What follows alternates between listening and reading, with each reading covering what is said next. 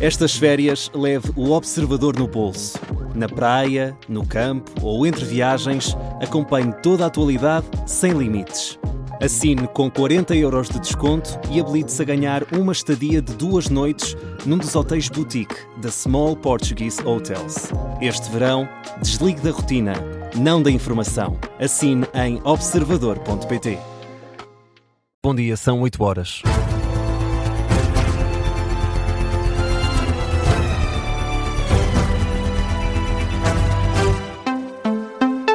As notícias, edição do Miguel Gato. E começamos com os incêndios que assolam neste momento França e Espanha. São mais de 200.000 as pessoas que já fugiram ou receberam ordens de confinamento. São fogos que naturalmente estão a preocupar as autoridades. O governo espanhol declarou ontem o primeiro estado de emergência nacional de sempre por causa de um incêndio florestal no país.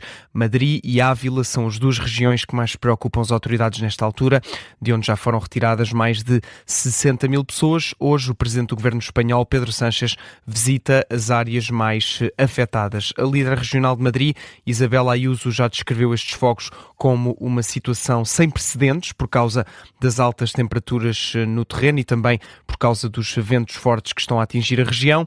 Ontem o conselheiro do Governo Regional de Madrid, Carlos Novillo, dava conta disso mesmo, de que o incêndio estava descontrolado e que era impossível dizer quando é que vai estar extinto. Evidentemente el incendio está en su momento álgido, está fuera de capacidad de extinción y lo que se está haciendo es medidas de defensa de las poblaciones y también ir consolidando todo lo que es el flanco derecho, que es el que más preocupa de cara al cambio de viento que se prevé en el día de mañana. Mas há esperança, como aqui ouvimos, de uma melhoria do estado do tempo durante o dia de hoje, sobretudo uma redução da velocidade do vento. Neste momento a preocupação é com a população, uma vez que o incêndio está descontrolado. Espanha e França acionaram o Mecanismo Europeu da Proteção Civil para ajuda no combate a estes incêndios. O presidente francês Emmanuel Macron instruiu ontem à noite as Forças Armadas francesas a mobilizarem-se para prestar o máximo apoio possível à proteção civil perante os incêndios florestais descontrolados que já devastaram mais de 19.000 hectares no sudoeste do país. O maior fogo em França avança agora para a região de Bordeaux. Entretanto, também a marcar esta manhã de sábado, o presidente dos Estados Unidos diz que o Irão ainda não está pronto para um acordo de paz. Disse-o no jantar de correspondentes da Casa Branca, que foi adiado em abril devido a um homem armado que entrou no edifício já com Donald Trump presente na sala. O edifício foi na altura evacuado e o evento adiado para ontem à noite. Ora, neste jantar, o chefe de Estado norte-americano abordou naturalmente o tema Irão, depois da retoma dos ataques dos Estados Unidos no Médio Oriente. Trump rejeita para já um acordo e diz também que a capacidade militar do Irão está em níveis mínimos. Atacámos o Irão com toda a força. A marinha deles desapareceu, a força aérea deles desapareceu, 250 jatos já não existem, 159 embarcações, boas embarcações. Não têm radares, restam-lhes muito poucos drones, apesar do que se vê. E de vez em quando vão montar algumas coisas, mas já não lhes resta grande coisa.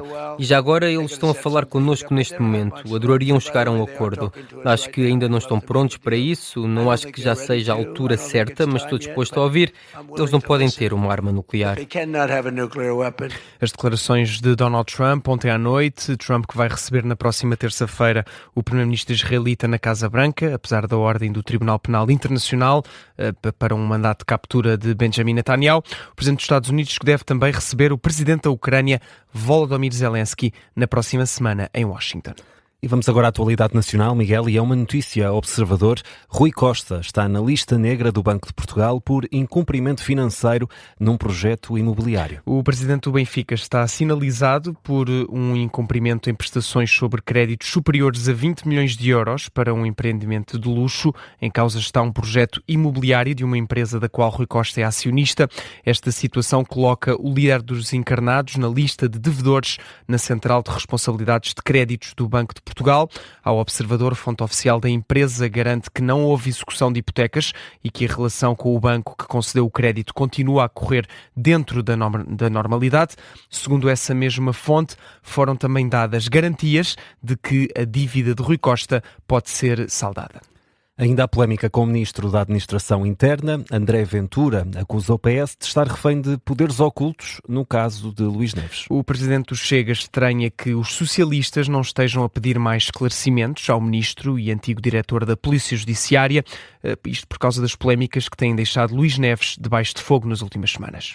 O Partido Socialista, para além de conhecer muito bem o que é que são investigações de corrupção e de desvio de dinheiros, o Partido Socialista tem um critério seletivo, que é só fala de quem não lhe convém. Ou seja, fala se não forem do Partido Socialista ou ligados ao Partido Socialista. O Partido Socialista já falou de muitos outros casos e já exigiu explicações. O que é que se tornou gritante aqui foi perceber que com todos os elementos que vinham ao público, o Partido Socialista continuava em silêncio. E isso levanta-me a suspeita, francamente, honestamente, com toda a transparência, de achar que os partidos em Portugal estão reféns de poderes ocultos. E em Portugal não podem existir poderes ocultos para lá do poder do povo. Declarações de André Ventura à margem de um debate sobre economia, competitividade e o tecido empresarial na região do Porto. O Presidente do Chega, que anunciou ontem que vai pedir a realização de uma comissão parlamentar de inquérito em setembro para que o Ministro da Administração Interna possa prestar mais esclarecimentos.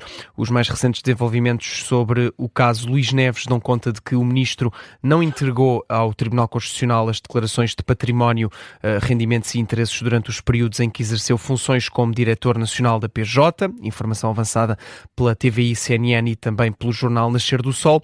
Já o Expresso adiantou ontem que a PJ não encontrou documentos que justifiquem a mudança do atrelado do Seixal para Barcelos.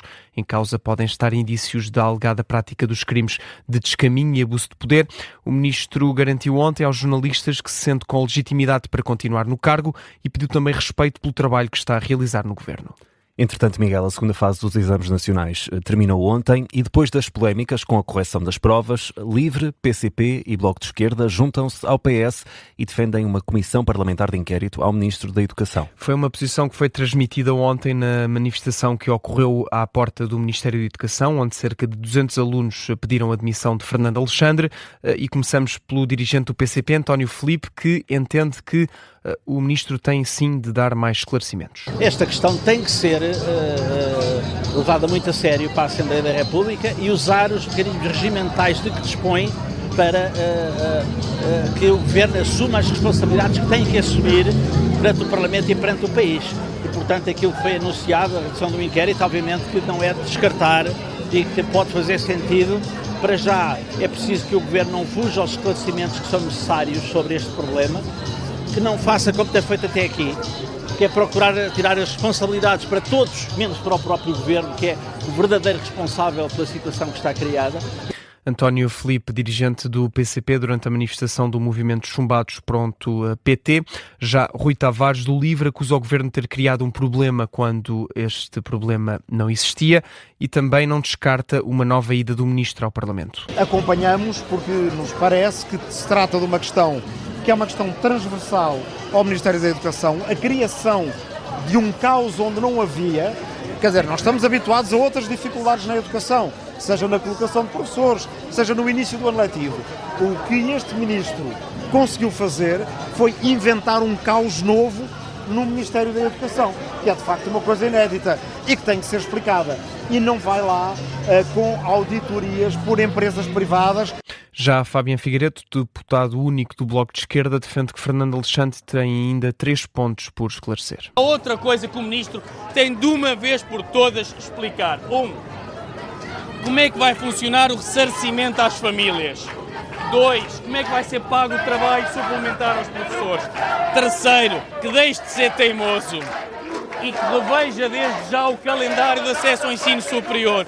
Fabian Figueiredo, do Bloco de Esquerda. Além da admissão do Ministro da Educação, os estudantes exigiram ontem o alargamento dos prazos de candidatura ao ensino superior e também a isenção total das taxas de reapreciação dos exames nacionais.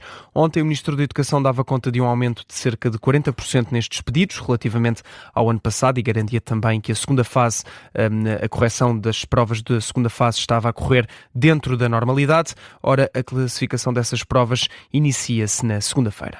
E fechamos assim o Jornal das 8, edição do Miguel Gato, que regressa às 8h30 para a Síntese Notícias.